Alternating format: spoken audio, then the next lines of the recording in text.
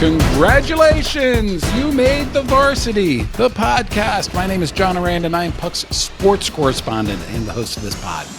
And today, my friend Sara Fischer returns to the pod. Sara, of course, is a media correspondent for Axios, and there's so much going on in the business of sports right now that Sara and we're not going to run out of topics. YouTube and Disney, the future of podcasting, the NWSL's growing pains. Sara, as you all know, is a regular on this podcast, and I'm always happy to have her on. But before we get to Sara Fischer, today is Wednesday, November 19th, and here's what I'm watching. And today, it's all about Major League Soccer's deal with Apple. Now, anyone who has listened to me for the past 3 years has heard my pessimism about this media deal.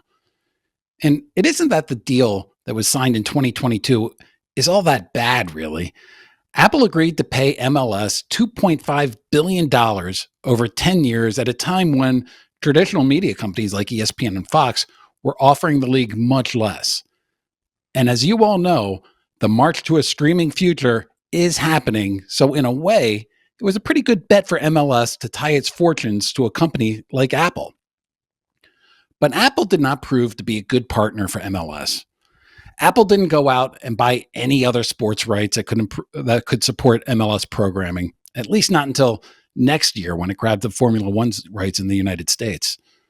And Apple TV, it didn't grow as much as people expected it to. Let's just say it's not a Netflix or a YouTube or an Amazon Prime. And not only that, but Apple continues to operate on the outskirts of the sports community. We still don't know anything about viewership numbers or subscriber counts. And when I say we, I mean more than just the press. I'm talking about advertisers, sponsors, their actual partners, you name it. All of them say that Apple is the most secretive company they've ever dealt with.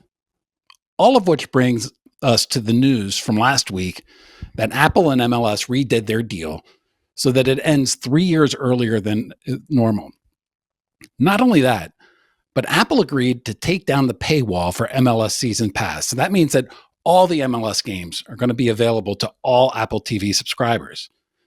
And in my opinion, that's a great move for MLS, as it should greatly expand the amount of people who can actually access their games. The problem with streaming right now is that it's much harder to get casual fans to tune in.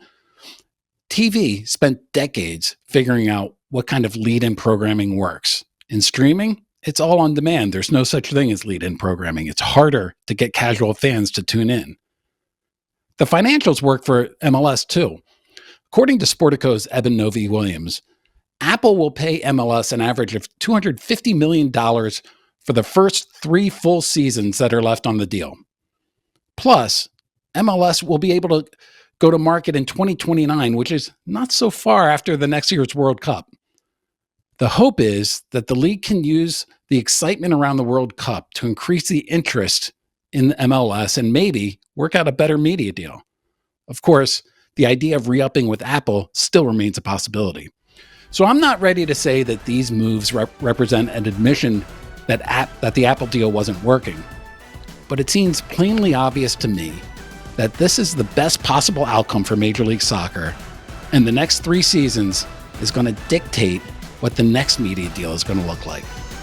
Okay, now let's get to Axios media correspondent Sara Fischer. Sara Fischer, thank you very much for joining the pod again. So much going on right now, and you and I have spilled barrels of ink writing about this Disney YouTube battle. And we're going to get into the whole thing, but the first question is, in your opinion, who won?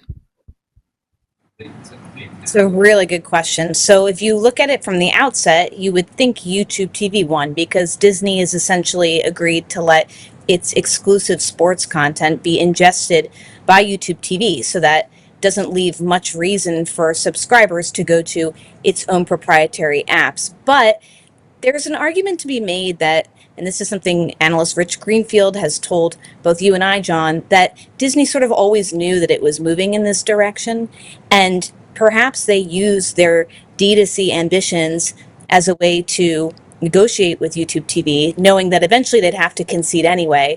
But when they conceded, maybe they were able to get a stronger financial deal.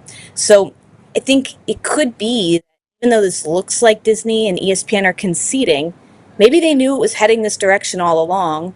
And in reality, they were able to use the guise of their D2C ambitions to just squeeze more money out of YouTube in this multi-year agreement. Yeah, here's what I find to be interesting about that is that it's hard for me to say that YouTube won and Disney lost because you can't look at this in isolation like that.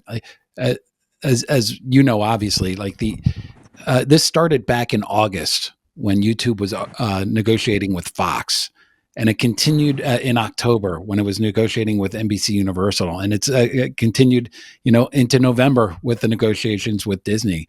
And what YouTube has been able to do in those, what is that, 3 or 4 months, has really changed the whole dynamic of how these affiliate deals, these deals where distributors carry networks, have changed. And one of the biggest complaints that I hear from friends, and one of the biggest complaints that I see on social, is just how cumbersome it is to go from one app into another app. So if you're watching something, say on ESPN Unlimited, but then you want to go and watch something on Peacock, you have to get out of ESPN Unlimited, open up the Peacock app, and let that done. And what YouTube has essentially done is said, if you subscribe to YouTube TV, all of that content, including the YouTube content, including the NBC content, including the ESPN content, is now going to be within the YouTube environment. And it makes it almost like channel surfing back in the day.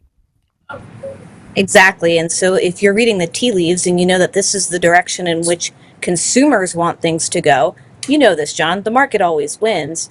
There's no point in trying to overly resist. In fact, the smarter thing to do is to leverage your knowledge of the fact that it's probably moving in this direction anyway, to try to broker yourself a better deal. And so that could be what happened here. The other thing I'd note is in recent years, so many media companies had pulled sports rights exclusively so that they can only be viewed in their apps. I think about some of the stuff with ESPN Plus, but also if you think about the Paramount deal with UFC, in which many of those matches are only available on Paramount Plus. What I think is going to happen, and what Rich Greenfield would argue, is that you're just going to see less and less of that. And moving forward, it's going to actually look like the way the old cable bundle looked for that consumer ease. So yes, programmers have exclusive rights, but they are distributing them through pay TV providers and in one solid environment for the consumer. The question becomes one of economics. Can the programmers demand enough good terms and money to make the economics work out for them so that they're getting paid enough to continue to win sports rights against the very distributors like YouTube TV, which they're competing against? That's where it's going to get interesting.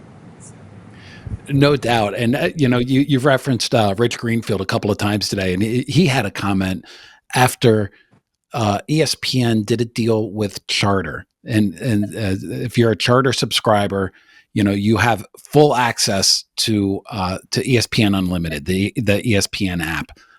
It didn't ingest the programming within Charter, but it gave subscribers access to the app. And the way Rich viewed it, and I think this was a smart way to look at this, that's like an old time cable TV deal. But it now happens to be with the app. So this push to streaming that all the media networks are doing, it's still sort of tied into the old school cable deals that they've already been doing. What it makes it easier to do is if you've cut the cord, yeah, you can still subscribe to ESPN Unlimited. But now, if you're going to be part of YouTube TV, you're going to get all of that digital content. And what I find it interesting, because you referenced the UFC and Paramount, they're the only ones now that have not whose programming is not ingested into YouTube TV. And you can bet that when that deal comes up, I'm not sure exactly when, in the next couple of years, that's going to be something they can't fight it. I mean, the precedent's already been set. Yeah, and I think there's a little bit of NFL content from Peacock that does not get ingested in as a part of this latest deal. But you're right. I think it's mostly all going there because that's what makes it easier for the consumer. You might be able to get access to these apps through your pay TV provider because of these new agreements. But to your point, John, the switching over from app to app, that's what consumers don't want. Now, I am so surprised by this because in the lead up, the idea of allowing a $3.5 trillion company ingest programming and seeing, just getting all of that information that's inherent with it is something that really seemed to be like a third rail of these negotiations. And the networks did not want to let that happen at first. And eventually YouTube was able to convince them in their own way to make that happen. So I am surprised at how this turned out. Although, like you said, at one point, like if you see where the tide is going, you may as well jump in and ride with the tide. Well, one thing I'll note, John, is that internet companies like YouTube TV are not regulated in the same way that pay TV companies like DirecTV or Comcast or Verizon are. And that means this new era where we are moving towards digital pay TV, you have internet companies that are trying to rewrite the rules of how they negotiate with programmers. Traditionally, for example, a regular pay TV company was forced to negotiate directly with local broadcasters, for example. Companies like NBC own lots of local broadcast affiliates. There is a different playbook now in the digital era that allows YouTube TVs to get away with more and to rewrite the rules. And regulators for many years have not been willing to step in and intervene in these sort of market decisions. They've said, we leave it to the markets because we don't want to be setting rates and things like that. And they've basically indicated that same dynamic will occur here. Now, whether or not they change their tune because some of these big tech companies are getting so big, I can see that happening one day, but it's not happening now. What is your sense on that? Is that a couple of, because at some point they have to be regulated, right? Don't know, John. We don't have an internet regulatory body here in the United States, and we do most of our internet regulation through the DOJ and the FTC. And actually, just today, the FTC lost a landmark antitrust case against Meta for its acquisitions of Instagram and WhatsApp. And Google lost a DOJ case against it for its search practices, and a judge basically gave them a slap on the wrist. So even if the United States, two regulatory bodies, were to go after big tech companies for their dominance, including in sports and live sports distribution, we have seen historically that the courts do not take big action against big tech companies.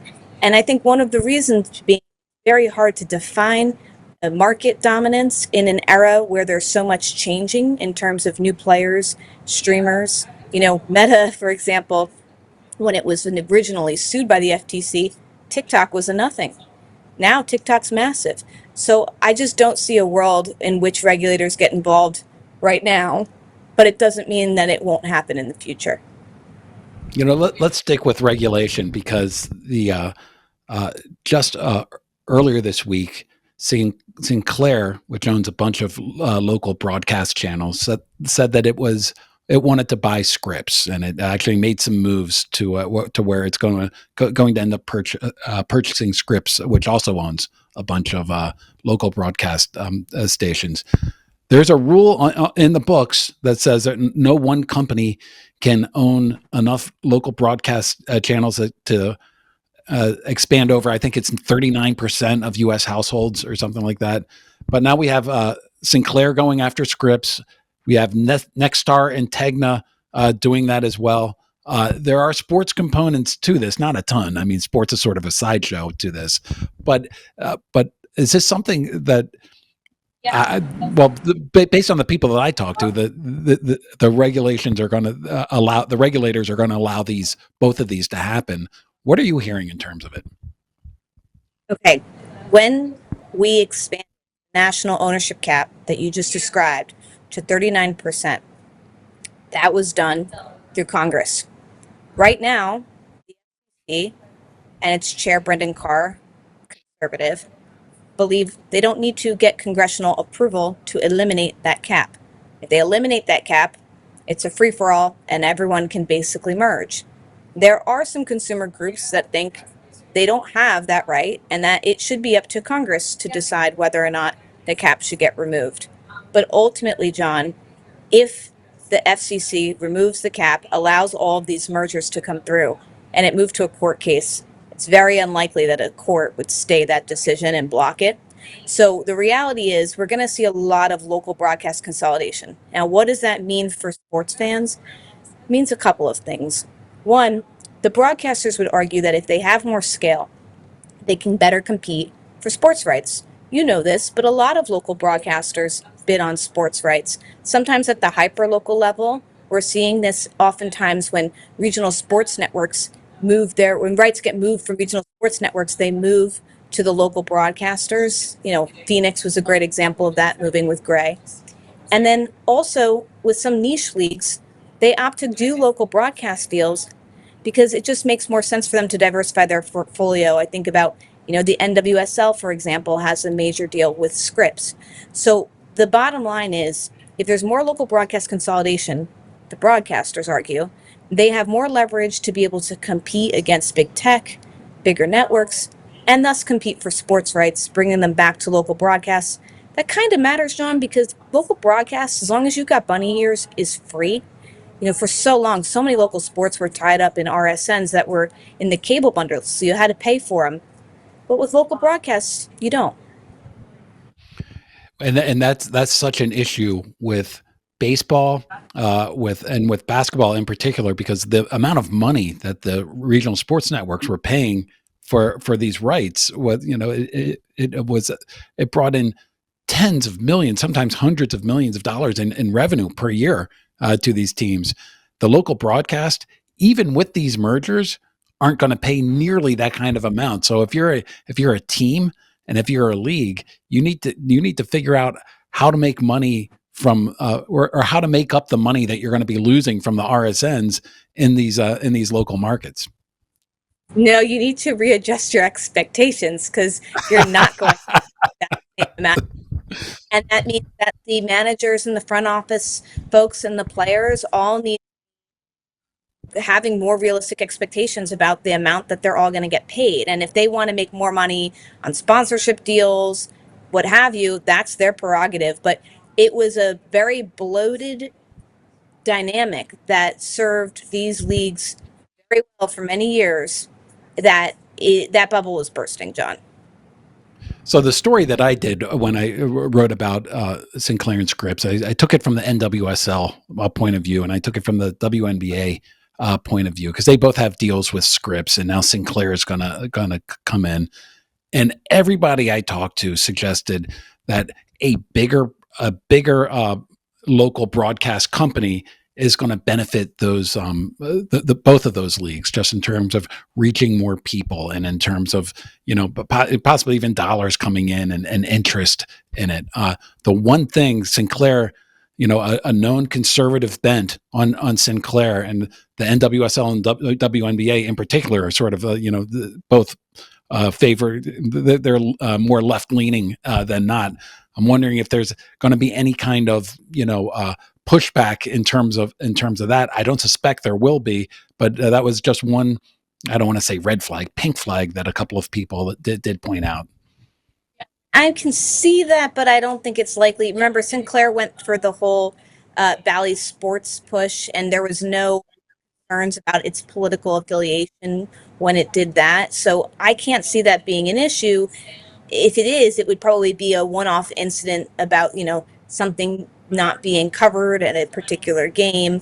But the thing you have to remember is these leagues, and in particular the women's leagues, despite having made huge strides in terms of their distribution rights, they don't have a ton of leverage when it comes to some of their distribution partners. I mean, at the end of the day, 2024 was a landmark year for the WNBA. You had Caitlin Clark and NWSL with record team valuations. But that momentum, even though it's not really dramatically slowing, it's not the same as what it was. And so I don't think they can look at some of these deals and try to push back or get involved. I think they have to take a back seat, wait it out, and see how it goes, and sort of keep their political cards to their chests. Sarah, you mentioned Sinclair and the regional sports networks, which, of course, has everybody a little bit concerned. I don't want Sinclair to own my rights, but again, people that I talk to, obviously people that you talk to, based on your answer, that has nothing to do with the idea of buying Scripps and being a bigger local broadcast owner that will carry programming from women's soccer and the WNBA. So, but that is another area that caused some angst earlier this week when I was talking to folks involved with both leagues. Let me take a quick break and come back, and I want to get into the Paramount WBD deal. That is, there's so many tentacles with that, and I know you've been covering that pretty closely.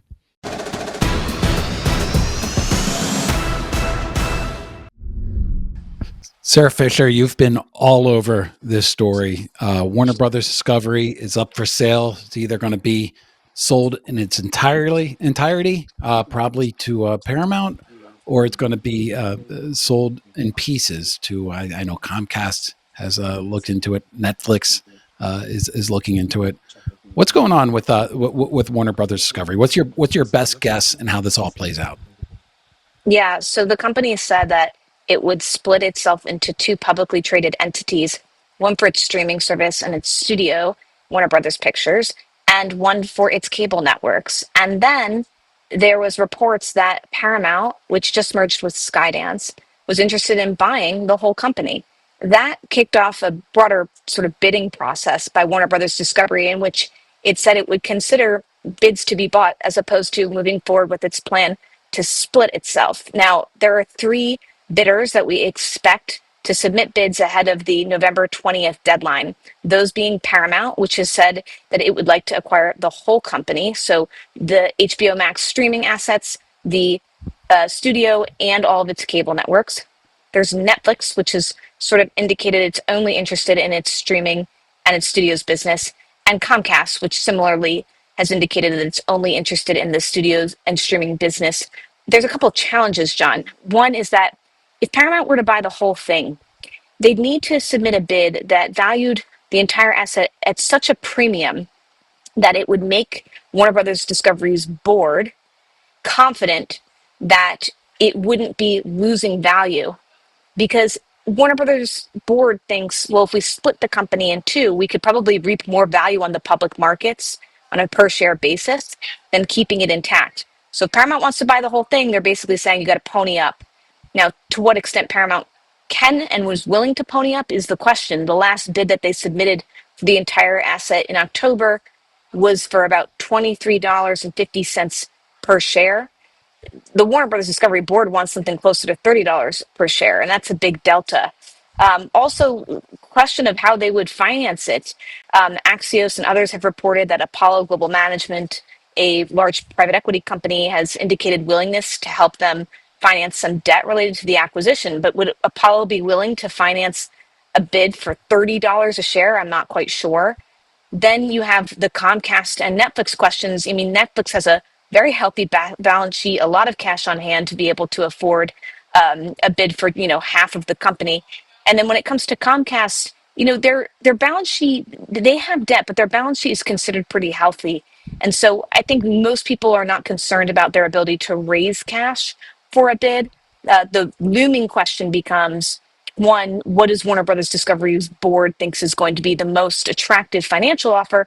And then two, sort of what regulatory approval processes would each of them face? They all have different ups and downs, if you will. On the Paramount side, they own a movie studio, same with Comcast. So, regulators, you could see possibly looking at Warner Brothers' major movie studio merging with another major studio as possibly being a little anti-competitive. On the streaming front, Netflix has over 300 million global paid subscribers. You can imagine regulators saying, well, wait a minute, bringing Netflix and HBO Max together could be anti-competitive. So there's a lot of moving pieces, John, but what I do know is that Warner Brothers Discovery's board is aiming to get this deal done by the end of the year so that hopefully they can go through all of the, regulatory approval processes, et cetera, next year and be done by the end of next year. By the end of the year, that seems fanciful to me. I mean, it's only 6 weeks away to the end of the year. If you're a Warner Brothers Discovery shareholder, you don't care who you sell it to. You just want to bring in the most money from this. And it would seem to me that selling it in its entirety to Paramount would bring in the most amount of money, as opposed to trying to sell it piecemeal. Well, that might not be the case. So, first of all, the Paramount bid, at least the last one, was 80% cash and 20% stock. So, what happens if you inherit Paramount stock as a part of this and Paramount stock tanks? That could happen. So, it's not necessarily one person buying the whole thing equates to higher value. And there's also this, hypothetical that if Warner Brothers Discovery decided not to sell itself and instead pursue a split of its assets on the public markets, and the public markets see a boost, the share value of separating the assets could be much higher than a combined Paramount bid. So this is all very complicated math that the board is going to have to do. And then the last thing, John, if you are, getting share value as a part of a deal and you're a shareholder in a new company, you need to understand and assess to what extent you think the managers of that new company are going to steer that company into financial success. If you're not confident, you might not want to take on a deal where you're getting stock from that company. So it's very nuanced. It's very complicated. It's going to be a lot of people helping the board to go through all of these different planning scenarios. But what I would say is, based off of my history covering these types of deals from Washington, I don't think the regulatory thing is as big of a deal as people make it out to be. Simply because if Donald Trump doesn't like, Brian Roberts, for example, the owner of Comcast, he could pressure his DOJ to sue to block the deal, sure. But I've seen that movie before, John. He pressured his DOJ to sue to block the AT&T acquisition of Time Warner. And you know what happens when that goes down? That case moves to a court, and a judge ultimately has to decide. And ultimately, what we saw with AT&T Time Warner is they ruled against Trump. A lot of times these courts, judges, they're very independent.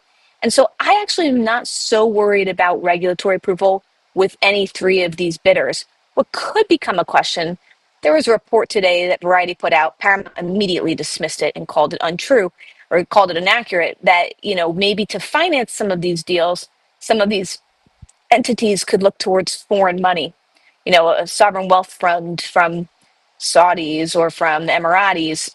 And that's where you can get into some real regulatory problems in terms of foreign investment concerns. But as of now, I don't see that being a huge deterrence in these bids. You said that they want to get this done by the end of the year. Or they want to figure something out by the end of the year. The prospect of having, Trump not like Brian Roberts and then getting the DOJ to sue, like the Comcast could certainly win that suit, but it makes it go longer. How much do you think that would affect what the shareholders decide to do, as opposed to, David Ellison, Larry Ellison, they're friends of Trump. They've already seemed to make signals saying like they hope that Paramount is the one to take it. That's going to be a really quick and easy sale there. How much does that play in all of this in your mind? A little bit, but there's also, John, the very real possibility that people at the DOJ just want to do their jobs right. Like if you look at Gail Slater, who leads the antitrust division, formerly of Fox and Roku. I've worked with Gail. She's stand-up. She's very good. She might evaluate a Paramount and Warner Bros. Discovery merger as having real anti-competitive challenges, despite what Donald Trump says. Bringing together two movie studios, for example. Now, I actually don't think Gail personally would look at it that way, because she, was at Fox and she knows the whole Fox Disney movie studio merger didn't necessarily mean the end of the box office competition. But I'm here to say that I just don't think that if you're David Zaslav and the board at Warner Bros. Discovery, you think it's a surefire regulatory win to go with David Ellison, even though Trump prefers that deal. There could be many other things that the DOJ might want to push to look into with that.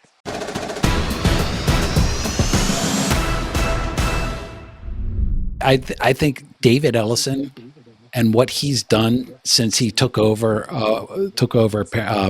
Paramount and CBS in terms of that UFC deal, where he blew everybody out of the market and for a deal to bring all of the UFC rights over to Paramount Plus and to CBS, was a real message to not just the sports industry and the sports leagues, but really all entertainment owners of entertainment copyright out there, that Paramount is here, they're open for business, and their pockets seem to be limitless. I mean, if they're going to go and turn around and then try to buy, Warner Brothers Discovery in its entirety, it just kind of shows that the old CBS that we've been covering is a completely different entity from the one that we're seeing operate right now.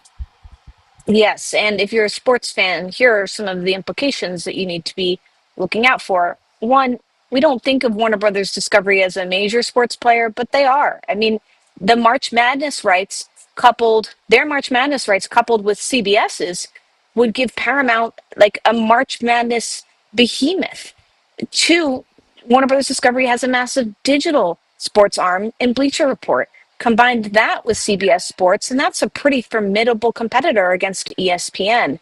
Three, Warner Brothers Discovery owns Eurosport, which has the Olympic rights. That combined with Comcast, which has domestic Olympic rights, Eurosport has the European ones, of course, is a huge, huge deal. So this is not a deal or a merger conversation that you can have without considering sports. Now, do I think that the sports rights are what regulators are going to look at to potentially block a deal? No. In the Disney Fox situation, sports actually was the big sticking point. Regulators forced Fox to divest its regional sports networks to approve that deal. In this case, that would not be, but sports fans still need to pay attention because it will change the way that they possibly get access to their favorite sports.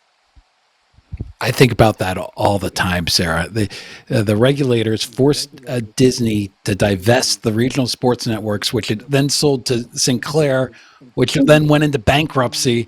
I always think about how would the RSN world, how would the local sports world be different if an entity like ESPN controlled those regional sports networks? It's an unanswerable question, but I can guarantee you that ESPN would have handled those RSNs a whole lot differently than Sinclair, and that obviously they wouldn't have gone into bankruptcy.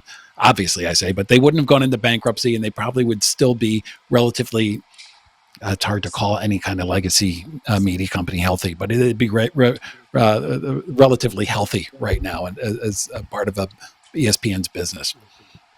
Correct. And that's one of the fickle things with regulation is the way you evaluate a market today is very different from how you're going to evaluate it a few years from now. That's what I was just explaining before with the FTC losing its case against Meta. They tried to argue in 2020 that Meta had a monopoly over the social media market because it was so much bigger compared to Snapchat. Who could have anticipated that 5 years later, Meta would be competing against the massive behemoth in TikTok? So all of these conversations that you and I have, John, in terms of how Washington handles these types of things, they're very, very fickle. And that's why it's hard to make predictions. Sarah, we are talking on a podcast right now. We're blowing up the ratings in Boston, where we're on Nesson, and in Pittsburgh, we're on the RSN in Pittsburgh as well. I want to take a quick break, and when we come back, I want to talk about podcasting and the business behind podcasting. You broke a great story about Vox looking to Vox with a V, not Fox with an F, but Vox looking to spin off its podcasting network. We've written about Netflix and Ringer doing a deal. There seems to be a trend brewing, and I want to open that up with you. So we'll be right back.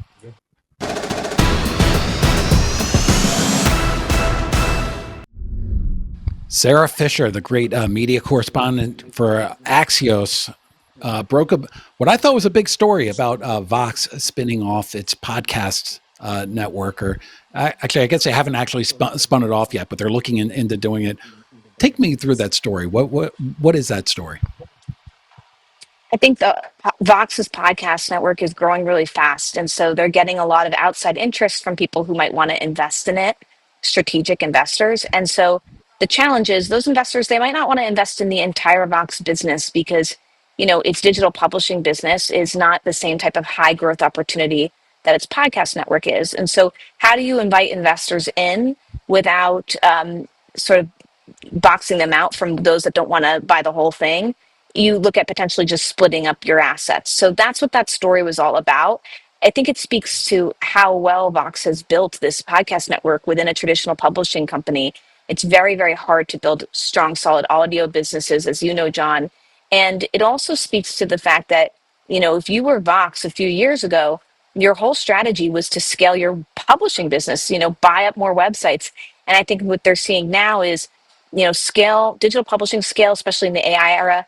It's not really the future. What's the future is owning really great quality IP from your various publishing sites, like they own, of course, SB Nation, and making money on that by doing things like podcasts, doing things like video and newsletters. And so that's the direction that I think they're moving towards. So what works for Vox podcasts? What has become particularly popular to enable them to do this?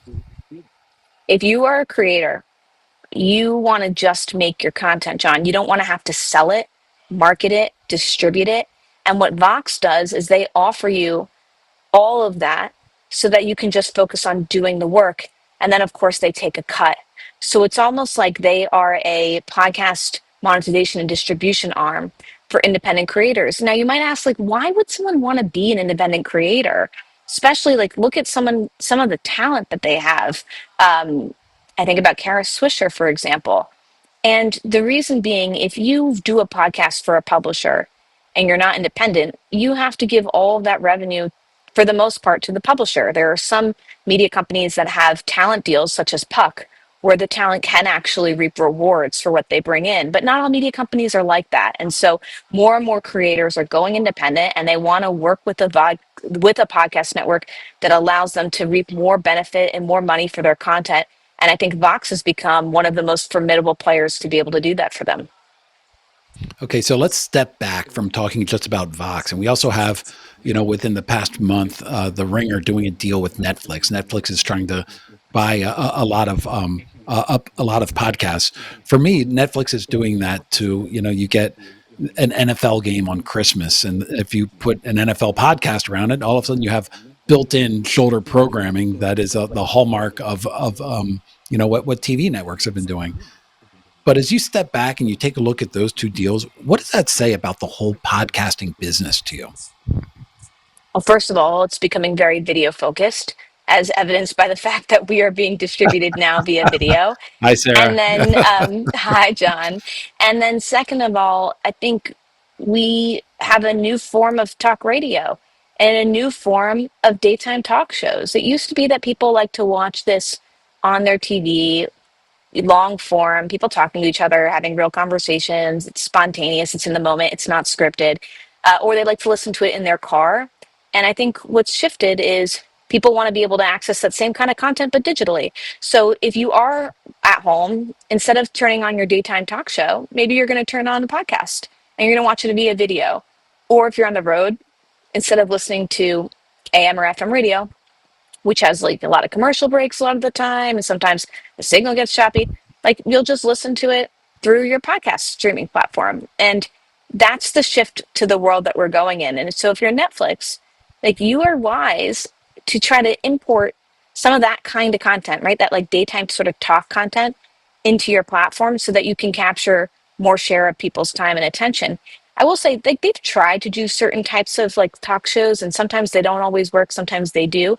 But podcasts are the thing that are the most authentically similar, I think, to what people used to experience in things like The Maury Show or, Jerry Springer. I think that vibe, that authentic vibe is like what people are looking for.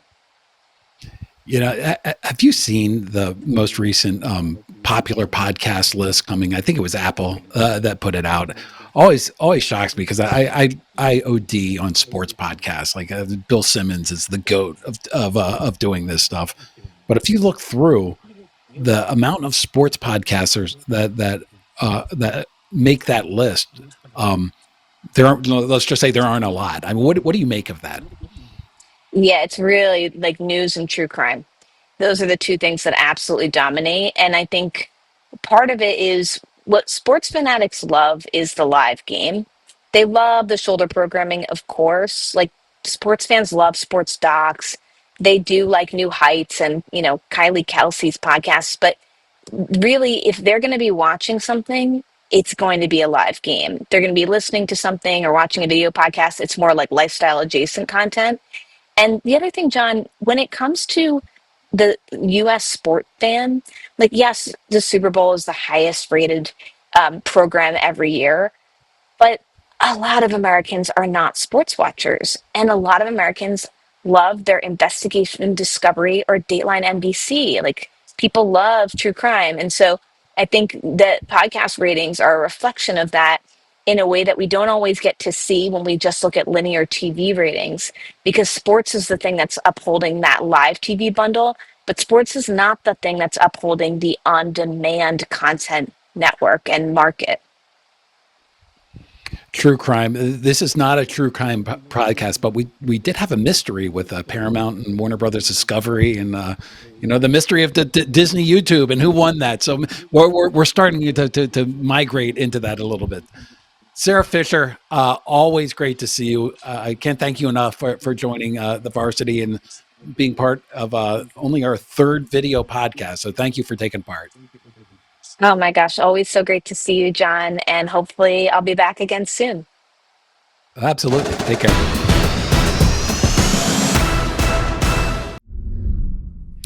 I love talking to Sara Fischer because it always confirms everything that I've been reporting over the past couple of months. And this Disney YouTube TV deal, it really is, actually, it's not just the Disney YouTube TV deal. It's all three of the deals that YouTube TV has negotiated over the past 3 months. Fox, NBC, and Disney is going to change the way that these deals are made going forward. And it's going to change the way that YouTube TV subscribers end up watching sports on YouTube TV. Everybody talks about ingestion. It's a real corporate word that's out there right now. But what it essentially means is that if you're a YouTube TV subscriber and you're a sports fan, you're going to be able to see all of these sports within YouTube TV. You're no longer going to have to get outside of YouTube TV and log into Peacock and in order to see the Premier League. And you're not going to have to get outside of YouTube TV and log into ESPN Unlimited in order to see the WWE events that ESPN has, or even mid-major college basketball or Division II football or whatever ESPN has on there. And that is going to be really fan-friendly. It's going to be really consumer-friendly. And it is a really impressive trio of deals that YouTube TV has signed. So I want to thank Sara Fischer for taking the time to join today's pod. Like I said earlier, Sara is a regular guest on this pod, and it's always great to hear from her. More importantly, though, I want to thank you for listening to The Varsity, an Odyssey podcast in partnership with Puck. I also want to thank the executive editors from Puck, that's Gabi Grossman, Ben Landy, John Kelly, and the great team from Odyssey, Bob Tabador and Patrick Antonetti. If you like this podcast, make sure to sign up for my newsletter, also called The Varsity. Head over to puck.news and use the code word TheVarsity, all one word, for a 20% discount. And I will see you on Sunday.